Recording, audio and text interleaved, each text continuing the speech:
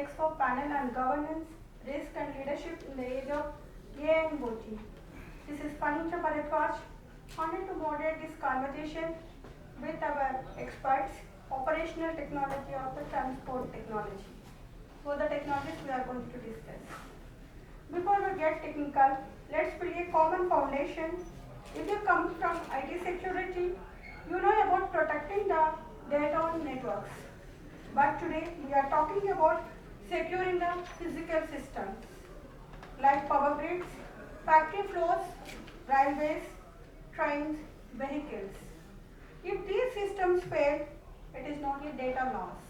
It's a casualty, real blackouts, production halts, safety incidents, which is very crucial. So, let me start the question, let me deep dive. So, this is the question to the Rajesh sir. For those new to the domain, how would you explain the fundamental differences between IT security, OT security, and transport security, especially due to their distinct challenges across energy, manufacturing, railways, aviation, shipping, and automotive? Thank you very much for having us here today, Jinduzi and Defok. The term OT was coined somewhere around 2010 or just before that. Actually, the first OT attack happened just before that. But Gartner was the one who is supposed to have coined this term. And because we already knew IT for a very long time, to define the cyber physical systems, the term OT was coined. And when we talked about OT, obviously it started with OT cyber security. So the key difference is, if I may put it in just one word, IT cyber attacks perhaps cannot kill, but OT cyber attacks can kill. Okay. A very drastic example, if I can give, the Bhopal gas tragedy that happened way back in India. It happened because of a human error, but in today's time it could be artificially caused. Likewise, there are so many blackouts that happen all over the world every year, and the biggest one in India, we remember 1/3 of India was shut down, and the biggest one America remembers was the entire Northeast was shut down for 7 days. There was no power. That happened because of natural disasters, but now it can be caused. So that is the key difference between IT and OT. In IT, you can steal data, you can steal identities, you can transfer money, you can do all those things. Maybe some people will die of heart attacks because of all those things, but not otherwise. Otherwise, it's only a data confidentiality and data loss, data stealing. But that is the key difference. And OT attacks are not very easy because they have to translate into the automation systems. But if somebody gets into your OT systems, the disasters that it can cause can be very tragic. Yeah, I guess I've answered you. Yes, sir, absolutely. Sumit sir, how does transport security, whether automotive, railway, aviation or maritime, differ from IT and OT? What makes its own category?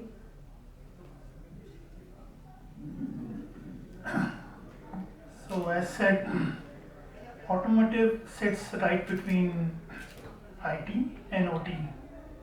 And as with OT, what I just said was true, with automotive also there is a loss of human life if not done properly. And whether you're running with railways, whether you're running with cars, or whether those are passenger or commercial vehicles, or with aviation for that matter, or in ships, with this, the need to protect those intelligent transport system is ever needed. And right now where it currently stands is that with OT being and IT being, it's just another computer that is sitting on wheels or on a ship or on an aircraft. So those computers that is sitting on your laptop, it's just a multiplication factor computer sitting in your car, whichever car you drive or whichever transport mode that you drive.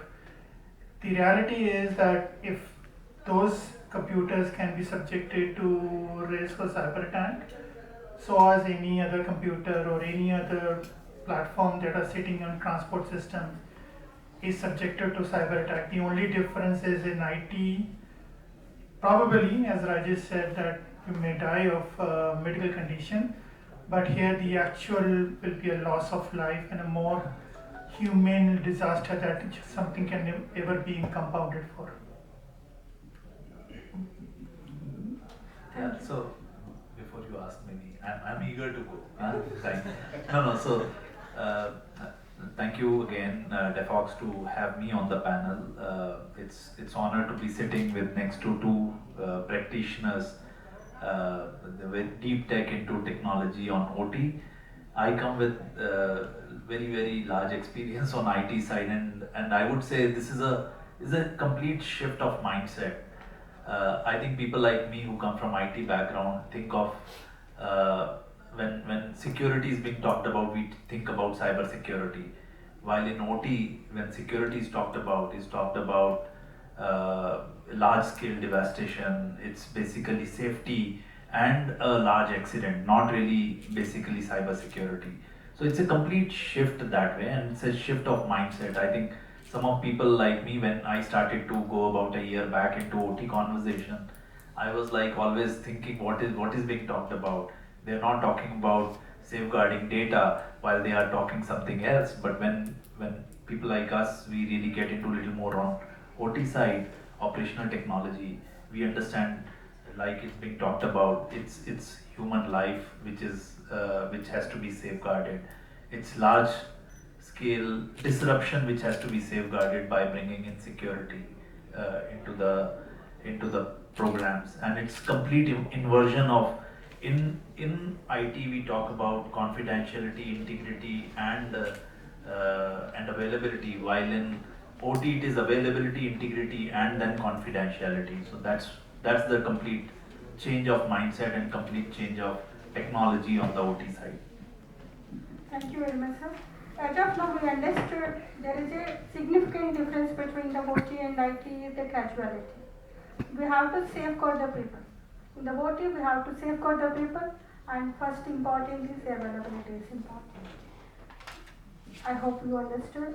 By the way, I want to understand how many people are working on OT or automotive industry.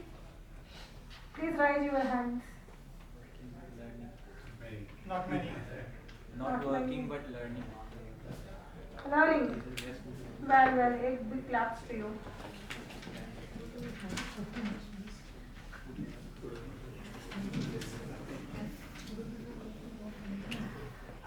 Now we understood what is OT security. Let's talk about timings. Why this topic is exploding right now? Why it is important to discuss about this right now? I want to ask Rajesh sir, why is OT security becoming more critical today than ever before? What convergence trends or threat landscape changes are driving this urgency? When we talk about that, nothing comes more prominently to mind than the current geopolitical situation.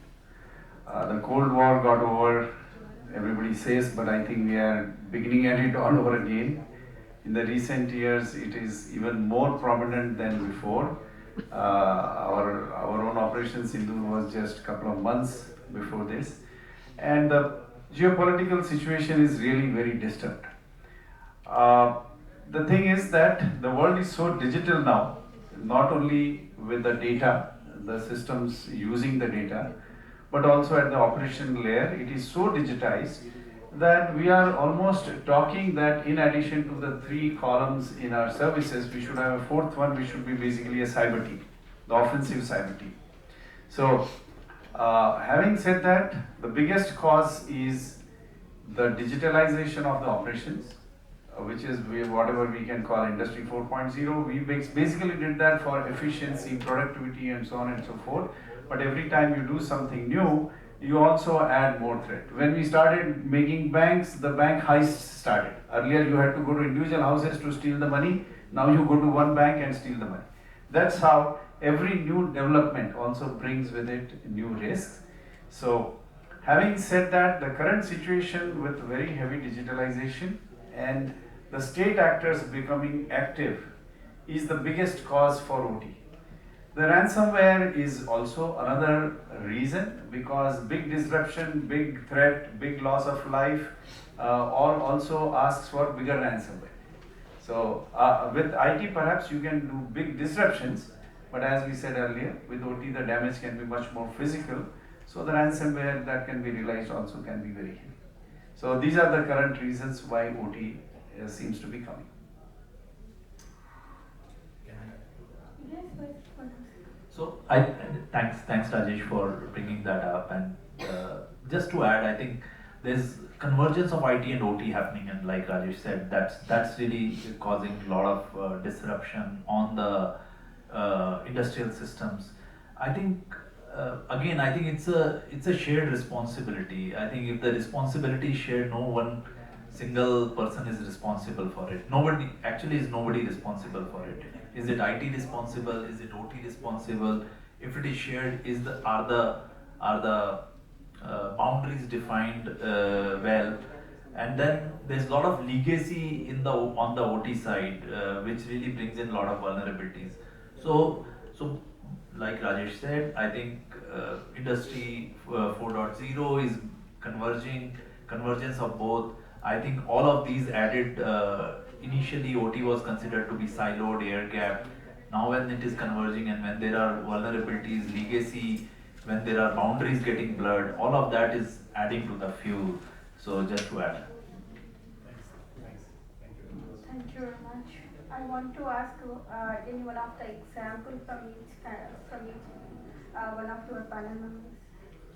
Sample OT attacks. Well, the OT cyber attacks almost run like thrillers. Yeah, they do, because you perhaps can't see the data streaming through the servers, but you can actually see the results of the OT cyber attacks. So one of the most well-known and most cliched cyber attack, OT cyber attack, was Stuxnet, and many people would have seen it. If you have not seen it, please go back today and in your OTT look at Zero Day documentary. I'm sure it will be number one in your to watch list. Okay. The most latest one also, there's another one which has come up, which is again called Zero Day, but it's a movie, it's not a documentary. Please go and watch. These are all based on OT cyber attacks. So the first one was that, and I leave it for you to go back and take a look. But the real beginning of its use for actual warfare or actual attack was the Ukraine attack in 2015. It happened in 15 and 20, and somebody actually demonstrated that remotely sitting somewhere you can switch off the power of a city. More recently, it happened in our country, not reported. I will talk off the record in Bombay, October 2020, but we will not go into the details of that. In February of 2021, we also had 2 attacks in Ladakh. They were published, but that's only because we thwarted those attacks. And then there is Colonial Pipeline, which happened in 21 March, May 7, if I'm not wrong. And that is the one I will go just a little bit more detail so that I can explain how IT and OT can come together and cause an attack. So the attack actually happened through IT. Colonial Pipeline, by the way, runs in the United States from Texas all the way up to Northeast, going via the Southeast states, and everywhere it branches off to deliver petroleum, natural gas and petroleum. And in the United States, there are no tankers like in our country. It all flows through pipeline. And somebody got into the IT system and told that every meter, it said that the bill has not been paid. And if you indicate that the bill has not been paid, the system was automated to say, I will shut off your valve. Now just imagine, about 10% valve shut off is okay because that the system is built for. But if you shut off some millions of such valves, what happens? The system then creates the back pressure. The back pressure then creates the stoppage of certain valves and certain compressors. and progressively starting from the northeast way back to Texas, all the valves were shut off. Now such systems, once they are shut off, take a long time to start because it's a sequential system. You can't simply turn on one switch and the whole pipeline starts working. So Northeast United States was deprived of the petroleum products for a good 7 days. Ultimately, ransomware was paid. Some $5 million was paid. And very curiously, FBI also recovered back $2.61 million. So it's a counterattack to get back the money. But this is one of the most recent attacks, and the frequency of the OT attacks is only increasing. So these are some of the well-known attacks. There is also another one in Florida where somebody raised the level of sodium peroxide in water to poison everybody. Somebody also got into some hydropower station to open the sluice gates of a dam. So OT attacks can be varied. They can be really. In today's time, I would say that what happened in 9/11 could have been done using a drone. Also, it would be like an OT attack. Thank you, sir. Sumit sir, add your example. The thought about security. So whatever Rajesh said on OT, I completely agree. From the automotive, I think every day in automotive is subjected to cyber attack, and not only globally. Vehicles that we drive in India are prominently open to cyber attack, and one of the simplest way a cyber attack can happen is the keys that you carry with you in your pocket.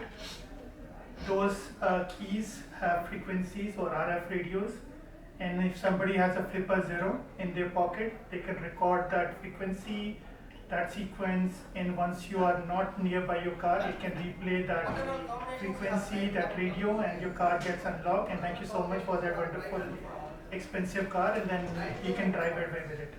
So that's the simplest way of cyber attack that can happen. But other than that, the latest one right now that is buzzing on the internet is the 2025 US Railways vulnerability, which is open right now. It is basically end of train module, which means that if the module is compromised, the train will never apply the brake.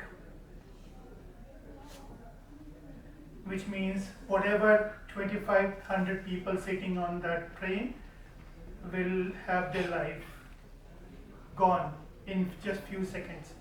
That's how bad is between OT and automobile. With just the only difference between them and us is the life. Actually, there's not much difference. And then in the other that happened recently against in UK was the EV attack. The charging station was compromised, and all the vehicles that charged through that EV station carried a malware, and the vehicle owner could not drive more than 5 kilometers away, and the malware would ask for them to pay money. So unless until they pay the money, the vehicle would not move forward. That's how things are getting bad, evolving in the landscape, and this is going to get more and more complicated, more and more difficult for both the companies as well as consumers who are connected to face these kind of cyber attack. Yeah, no, I think great examples given, but I think I'll try to sensationalize it a little bit. If you have seen Special Ops 2, I think most of it was both IT and OT attacks were demonstrated on that, and as Rajesh said and as Sumit said, I think Bhopal tragedy, if it had to happen today, it could have been induced from a remote controller. And similarly, some of the ones which Sumit said, and with EV becoming so popular in all over the world, I think all of those attacks, I mean, somebody takes away your brake or shuts down your engine remotely, middle of the road, middle of nowhere. I think all of that is real today, and some of these movies or OTTs are really demonstrating that for more awareness and also for our own knowledge. Thank you very much, sir. It's a very great examples. But basically, in the automotive, if you see, it's a small, maybe breakdown is small for us. Maybe we are working on the roads, our vehicle is breakdown and only one people can impact. But if you go for the train, automotive crimes, what is security? Maybe 2,500 people can impact.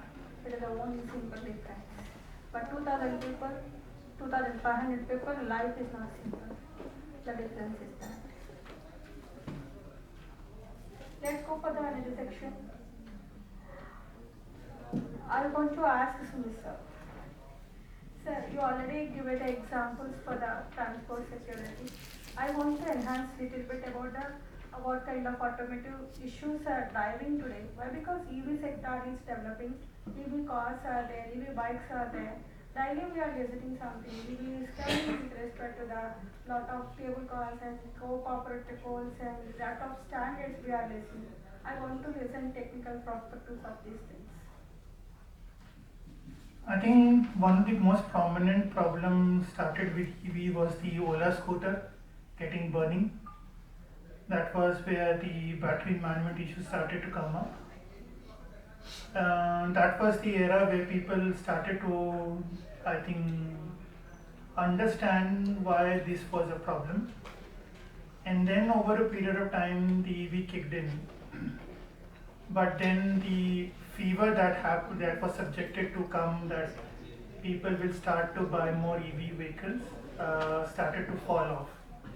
Today, when people buy EV, is purely out of guilt, given the fact that most of the EVs are being powered by coal plants. They are not powered by renewable energies. So you may say that you're not polluting, but technically you are still being powered by a coal power plant. But leaving that part aside, today when we talk about vehicles, whether we talk about passenger vehicles or commercial vehicles, they all subjected to multiple levels of attack, and one of the few attack vector I talked about, which is the capability to unlock vehicle. The other was the recent cyber attack that happened on Kia. Now this is a very interesting attack that happened. Most of us connect our phone to Apple Play or to Android Play Store, Android Auto in our cars, and not realizing that whatever data you have on your mobile phone, it's also on your entertainment screen system.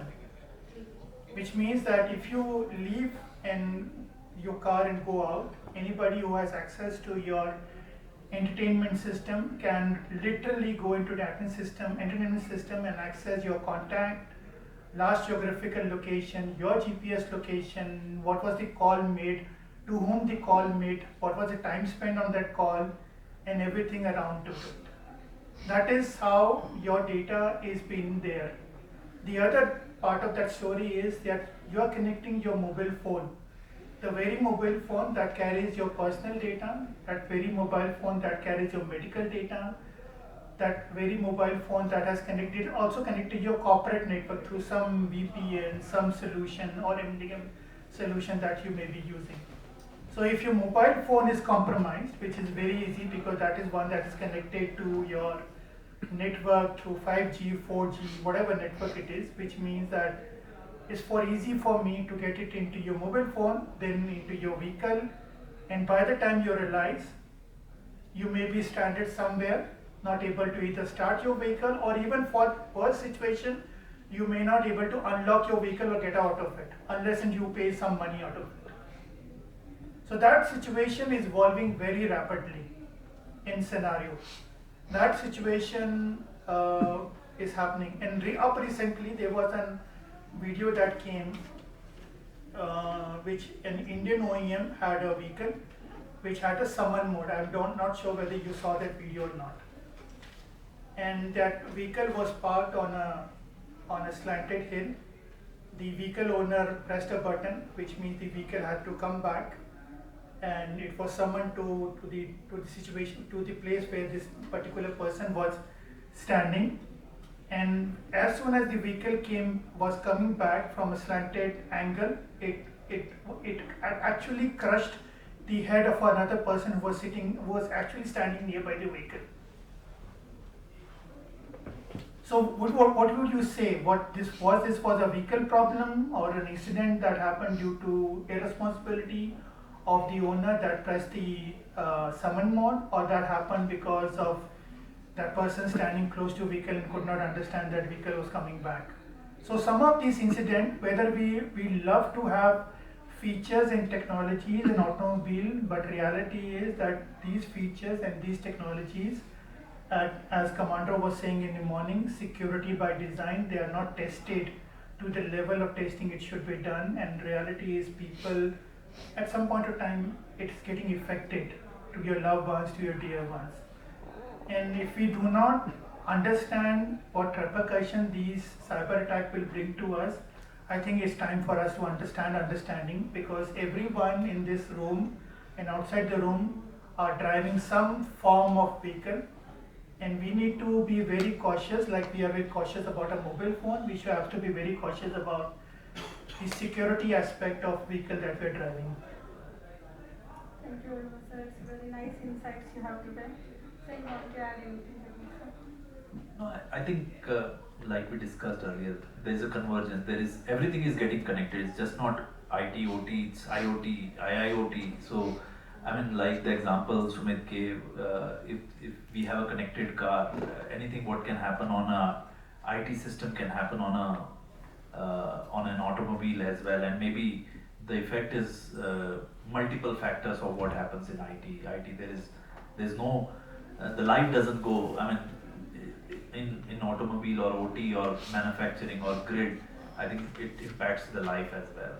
So that is the kind of impact it has. So what I understood is maybe when the technology is increasing, our surface is also increasing. Our attacking surface is also increasing. We have to keep in mind of the technology and attacking surface. Both with, and one more thing is secure by design, which is very, very important. As a security engineers, we need to focus on the security design also. Thank you very much to all. Let me proceed. So we have established the landscape, distinct security domains,